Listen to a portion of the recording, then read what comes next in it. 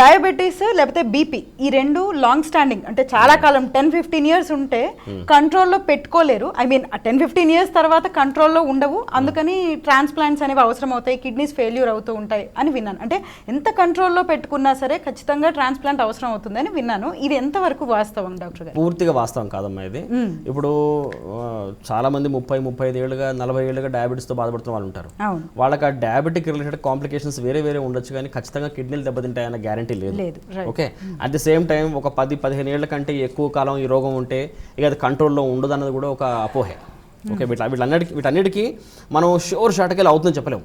But ఖచ్చితంగా uncontrolled డయాబెటిక్స్లో, uncontrolled blood pressure పేషెంట్స్లో, హైపర్టెన్సివ్స్లో కిడ్నీ రోగాలు ఎక్కువ వచ్చే అవకాశం ఉంటుంది. అంతేగాని ఖచ్చితంగా వస్తున్న గ్యారంటీ మాత్రం లేదు. ఓకే, సో డాక్టర్ గారు మామూలుగా కిడ్నీ ట్రాన్స్ప్లాంట్ కోసం అంటే ఐ మీన్ కిడ్నీస్ ఫెయిల్ అయినప్పుడు మిగతా ఇతర అంశాలు లైక్ హార్ట్ అటాక్ ఉన్న పేషెంట్స్ ఉంటుంటారు, ఇంకా క్రానిక్ డిసీజెస్ ఉన్న వాళ్ళు, హెపటైటిస్ ఉన్న వాళ్ళు ఉంటుంటారు. సో వాళ్ళు కూడా కిడ్నీ ట్రాన్స్ప్లాంట్ చేస్తారా? వాళ్ళకి కూడా ఎవరికైనా చేయొచ్చు. ఇన్ఫాక్ట్ హెచ్ఐవి పేషెంట్స్కి, హెపటైటిస్ బి పాజిటివ్ పేషెంట్స్కి అండ్ క్రానిక్గా హార్ట్ డిసీజ్ ఉన్న పేషెంట్స్ కూడా మేము ట్రాన్స్ప్లాంట్ చేస్తూ ఉంటాం. ఎందుకంటే ఎటువంటి జాగ్రత్తలు తీసుకుంటాం వాళ్ళు మేము అనస్థీషియా రిలేటెడ్ జాగ్రత్తలు ఎక్కువ తీసుకోవాలి. అట్ ది సేమ్ టైం వాటిలో నెఫ్రాలజిస్ట్ రోల్ ఎక్కువ ఉంటుంది. ఇంకోటి ఏంటంటే ఈ కిడ్నీ ట్రాన్స్ప్లాంట్ కనుక ప్రాపర్గా చేయగలిగితే వీళ్ళకున్న కొన్ని హార్ట్ డిసీజ్ కూడా రివర్స్ అవుతాయి.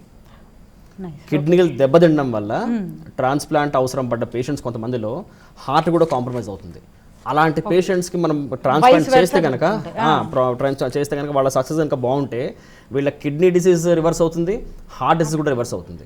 సో టెక్నికల్గా చూస్తే ట్రాన్స్ప్లాంట్ విషయంలో మా రోలు సర్జికల్గానే ఉంటుంది, మాకు పెద్ద మార్పు ఉండదు.